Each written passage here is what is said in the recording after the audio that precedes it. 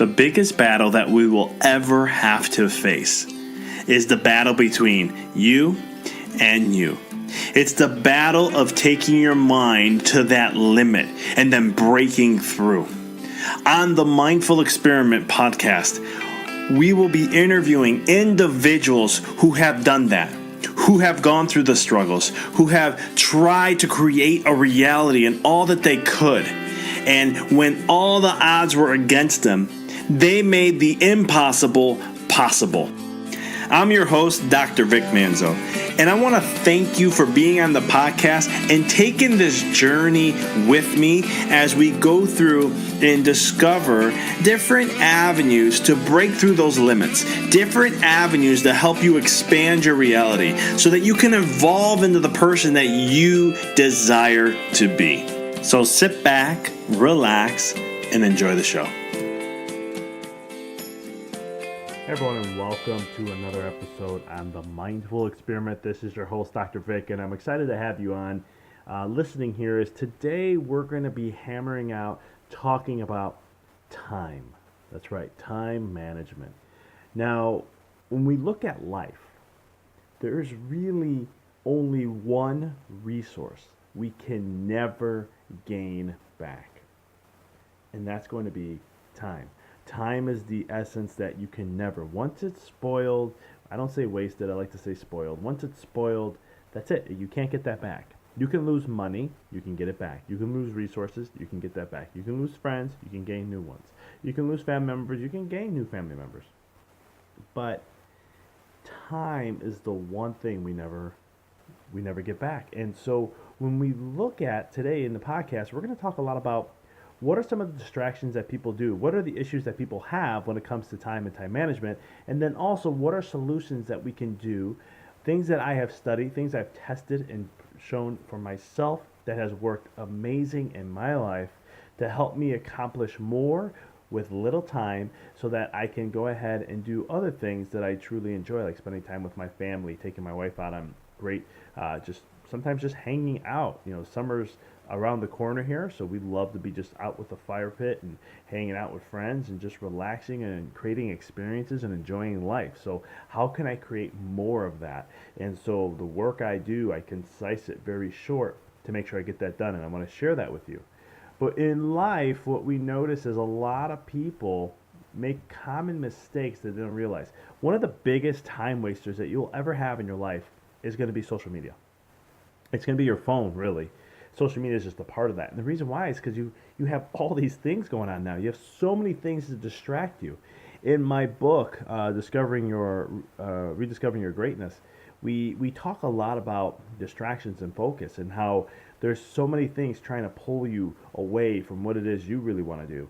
And the thing is, you want to focus on sticking to what it is you want to do and hammering it out. It's real simple. You know, and so with the phone, it's a big energy time waster. And there are apps out there, I'm going to put them in the notes. There are things you can do to track it and see how long you spend time on Facebook. And you can put like 30 minutes on there, and that's all you get. And after that's done, you can't go back and use the app for a whole day. It's kind of cool. There's some different things that are out there, and I'll put those in the notes for you.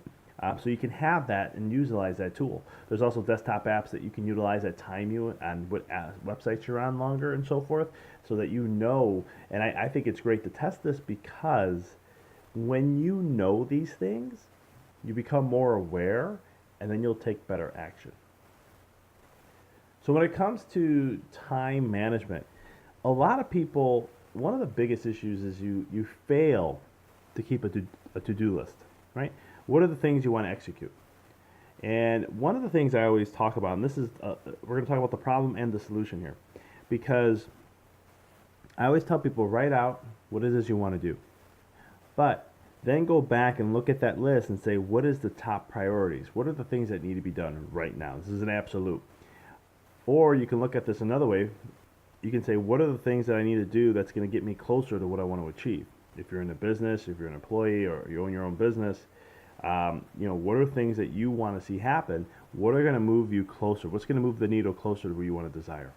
So you start looking and saying, okay, well, now I have these top things. So then there's the top things you need to nail out, which is usually about 20% of your to-do list is what you really have to do.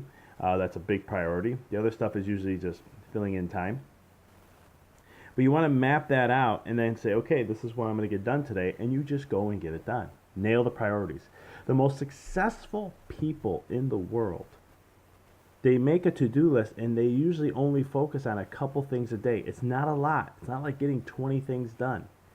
It's really just 1, 2, maybe 3 things, and that's it.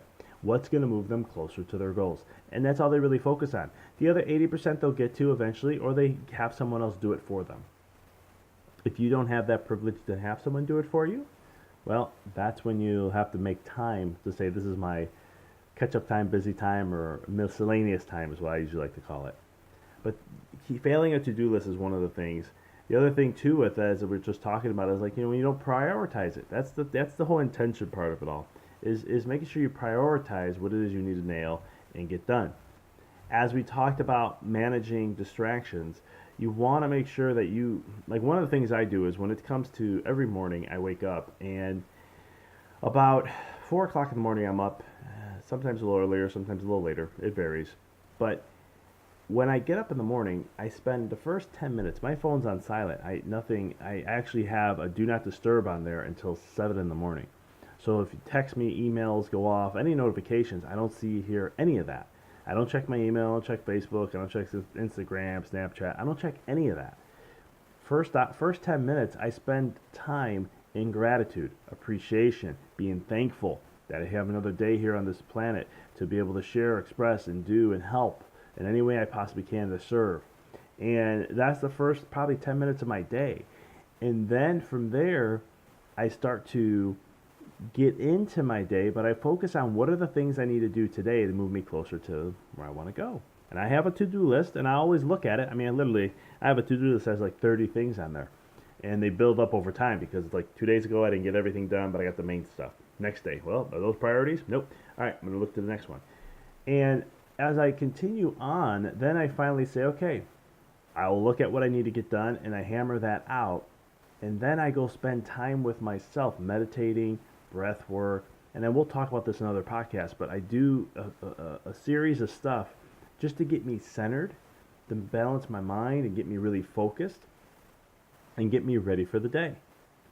And then what I do is I have set times for emails. So in the morning when I come back, I'll check emails real quick. I skim through them. And then, there's times where I'm on Facebook, but Facebook, as mostly in the morning, I usually just go ahead and post like stuff. If there's some people that are commenting on stuff, I'll try to reply as much as I can. And it's a short time. I only have like maybe 5-10 minutes of that. That's all I do. And then after that, I'm done. And I won't look at my email. I don't look at Facebook. I don't answer phones unless it's certain times. But I set this up in my life to minimize as many distractions as I possibly can so that when it comes to truly being focused and hammering out the work, I have nothing really just pulling me away from it. When I was writing my book, I really had a hammer on that because there comes a point when you're writing, you get into the zone, and all of a sudden it's just beautiful stuff is flowing out of you, and you don't want nothing distracting you. And so that's when I would like put my total phone away. I would mute everything because even on my laptop, I can go ahead and get alerts for text messages and other things, and I shut those all down so that I can truly just focus. And sometimes, some research shows that people lose up to 2 hours a day just by distractions. And think about it. In your own life, have you ever said, I'm just going to go on Facebook for a second, next thing you know, you're on for 30 minutes? Or if you're on Instagram, you want to check some things out, next thing you know, you're checking out stories for the next half hour? Or maybe you just wanted to look on what was on TV, and so let me just watch 5 minutes of the show, and next thing you know, you're watching the next 4. These are kind of the distractions that get in the way. The more you manage your interruptions and you minimize your distractions, the more time you're going to have to get things done. Sound good? So, that's one of the other things to do. Other things that people, this has been said so much more, is it sounds okay to be busy, right? Somebody will say, how you doing today? Oh, I'm doing great. I'm busy. I'm just going. And really, we always say how busy we are, and there's all these things because, life can be busy. There's a lot going on. We have emails that get alert to us all the time. There's piles of stuff that you may have to get done. There's kids stuff you have to take care of, stuff you have to prepare, all this stuff. You got all these things happening in your life. And busyness has become more of a norm in America than anything else. And it's those are one of the things that when you become busy, you're not being productive. You're surviving instead of thriving. You're not taking control of what you have going on. You're just like a pinball in a pinball machine, just bouncing all over the place, hoping to get things done. This is where you got to center yourself and really look at what it is you want to achieve for the day, and just know you only have so much you can do. But as long as you're moving closer to the needle of what it is you desire, you're going to get there. It's going to happen, and you'll be calmer and more focused. And just a quick history on me.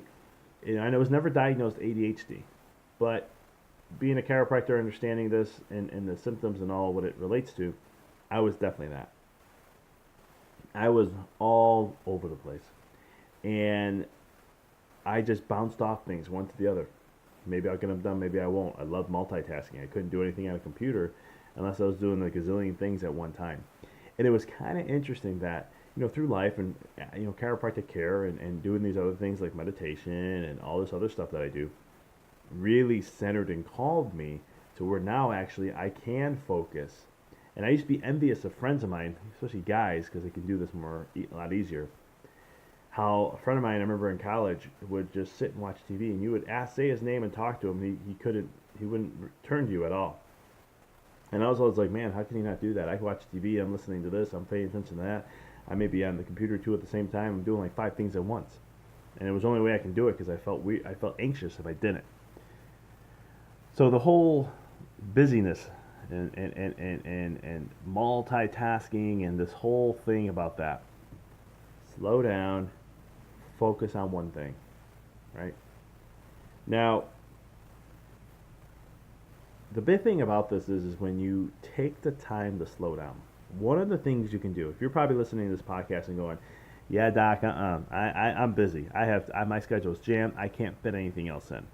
Gotcha. And I hear that a lot when it comes to self-care. When I tell patients, hey, meditate for 10 minutes. And I say, if you can't meditate for 10 minutes or don't find the time, that means you got to meditate at least an hour. And they laugh at me, and I'm going, I'm serious. You got to take the time to slow down. Because here's the thing. If you can't take 5 minutes or 10 minutes for relaxing, that just tells me your mind is racing like crazy. And you don't take the time to really just slow down and be more effective. So one of the things you could do, and this is a great exercise, I do this, I'm actually incorporating it now once a month in my life, and I think it would be very beneficial for you to do the same thing, is you map out your day. You look at 24 hours of what you have going on in your life. And what you do is you say, okay, how much do I sleep? Some people say, I sleep around 6 to 7 hours. 6-7 is what works really well for me, but I have to sleep. I got to go to bed at a certain time. So when I do that, I look at my 24-hour day, 7 hours. Okay, I have 17 hours in the day. All right, that's how much I'm awake. Now, in that 17 hours, well, I have to be in the office for, let's say today's the day I'm going to be in the office. I'm going to be in the office for at least, 3, 5. So I'm going to be in the office for about 8 hours today. So that means I have 9 hours left in my day to do whatever it is that I need to get done.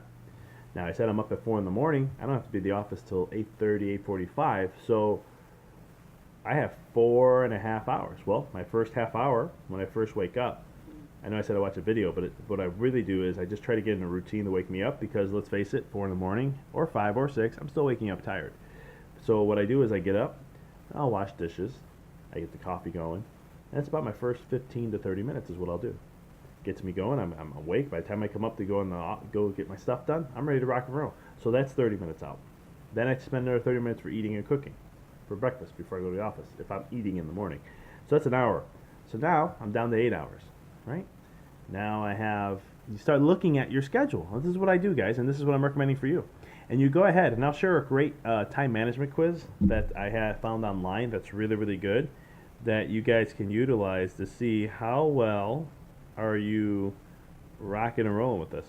But the other thing, too, is then you say, all right, what am I going to do the rest of my time? I have to do dinner. Okay, another hour. Spend time with the wife. Hour, 2 hours. You see how I still have so much excess of time? Even in my -4, I still have 4 hours left. So what am I doing with it?